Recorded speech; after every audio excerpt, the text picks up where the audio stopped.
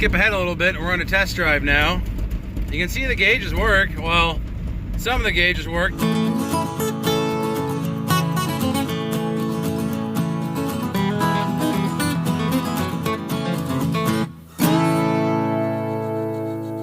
It doesn't charge, so I'm gonna see if it's the alternator or, you know, maybe this janky wiring. Also, the oil pressure gauge does not work in the dash. One more thing I'd like to do is get a wire back on the sending unit here, and then the one on the other side of the water pump down here, which I think is an over-temp light. But either way, here's what I have to work with, and I'm gonna just solder some wire on there, and then heat shrink that, and then heat shrink it, and then keep doing that until it's about the size of this boot. And then we'll solder that wire back in place on the harness here and over there. I've got my meter hooked up to the negative post in the battery, and conveniently this alternator harness is already shredded.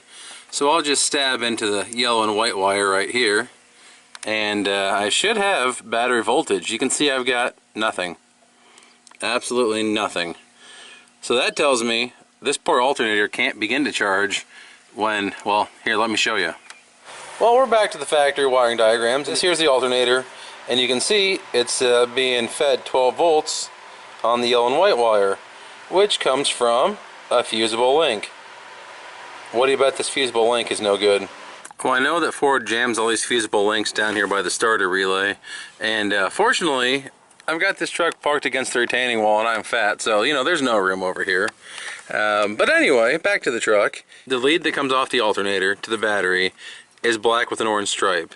And then the wire we're looking for that should have 12 volts going into the alternator is this one here, which is, what I say, yellow with the black stripe. This one here has got a black with an orange stripe. And it also has this cute little, what looks to be a white wire, but I'm going to guess is yellow wire. And it comes up right here. Now it's got a new starter relay, it looks like, but you know, the connections here look a little, well, faded, I guess. I don't know if they didn't clean them up when they put this on. We're just going to pull the nut off, take a look at those, clean them up, and I guess it might be the fusible link right here, or it might just be a bad connection to the starter relay. Don't know. You know what, guys, I just had an epiphany. Why don't we check right here in the back of the alternator, and guess what? It's got battery voltage. So that means this fusible link down here is good. So we've probably got a broken wire somewhere between this chewed up connector and this fusible link. More investigation is required.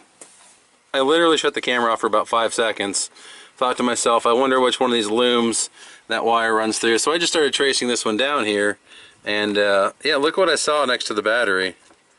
That looks like a yellowish colored wire that's out of the loom and chewed up, doesn't it? Okay, bet that's my problem. At first glance, removing the battery tray seemed easy. It was 2 bolts here, 2 bolts here. However, it's riveted to the tray that holds the overflow bottle and the washer fluid bottle. So you've got to remove all this just to get the battery tray out. Some good news, because we did that, well, we can clean these acorns out. We can also put a wonderful coat of paint on this thing and make it look brand new. There's our chewed off wire. There's one end, and here's the other end way up here. So what is that? 4 inches of wire missing, but also, what's this green and orange wire go to? Your guess is as good as mine. How many others are in there? I got 2 other shades of green and this red one. Oh my goodness. This is why you don't park your truck in the trees for a decade and not come back to it. So here's the wire that should go to the alternator to provide 12 volts to excite the field and do all the things inside that make it charge. These other 4 wires go to the AC system. Now, I'm glad it doesn't charge because look at this cable that goes back to the battery. Yeah, that's how you burn your rig down. Mice chewing through the main power cable that comes off the back of the alternator to the battery, and this is attached right to the bottom of the battery tray with these little Christmas tree spade dealies.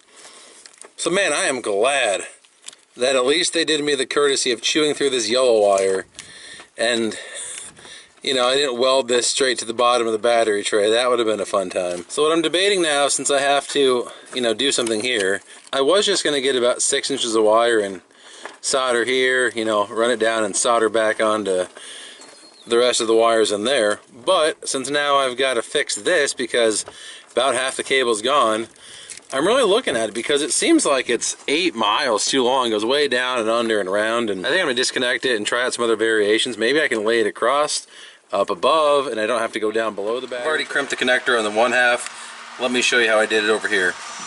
So I'm gonna start by taking my cable and just lining it up to about the center spot. You can see there's a dot here in the middle. Line it up to about the center. Just peel off the insulation with the utility knife. You're honestly almost just more or less scoring it. This one here you got to cut all the way through, but if you just kind of just score the insulation, you can pretty much tear it off the rest of the way without really losing too much of your wire. So there we go, nice and stripped. You can see it bottoms out and the insulation is like perfectly even, so that's great. Make sure the cable is still fully seated in that connector before you start crimping it. Get it all lined up just how you want it and crimp it. Kind of hard to do one-handed. There we go.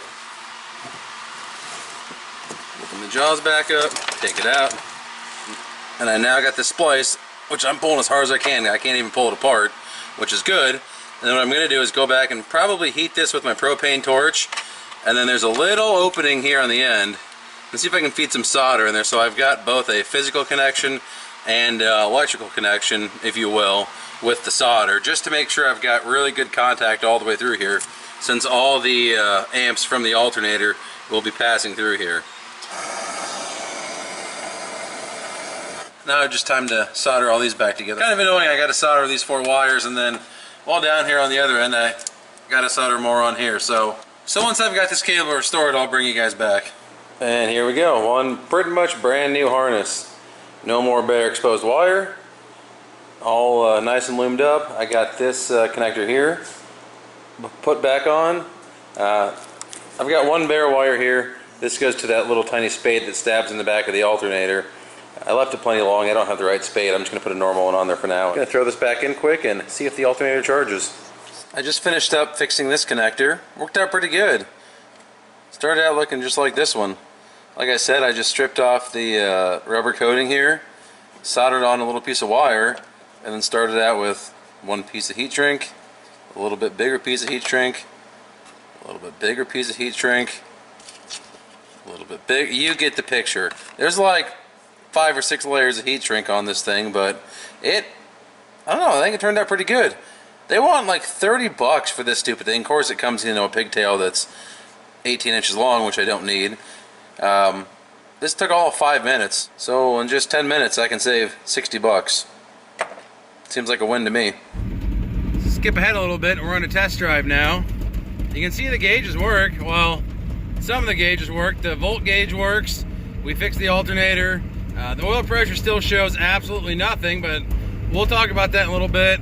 Fuel gauge, sorry, not the fuel gauge, the water temp is coming up slowly but surely. Fuel gauge, well, that still doesn't work, but hey, we're going down the road.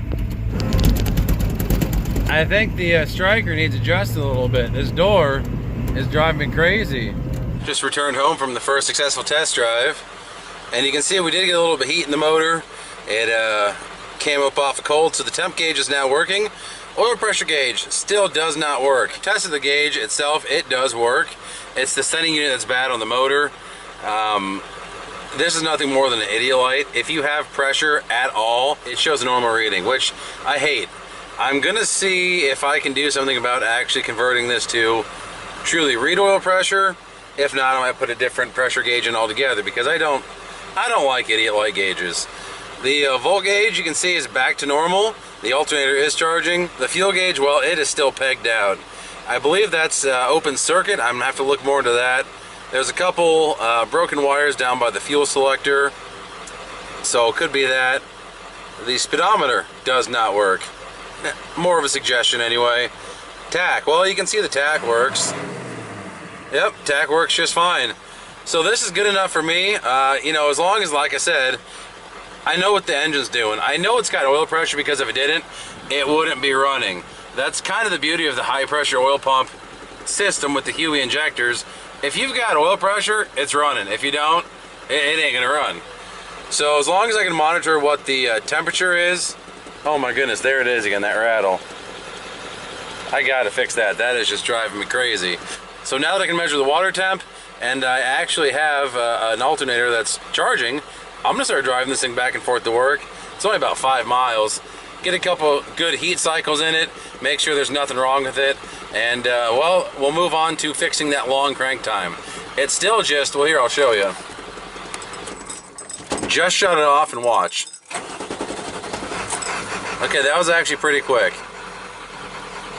Maybe the long crank time will go away. I doubt it.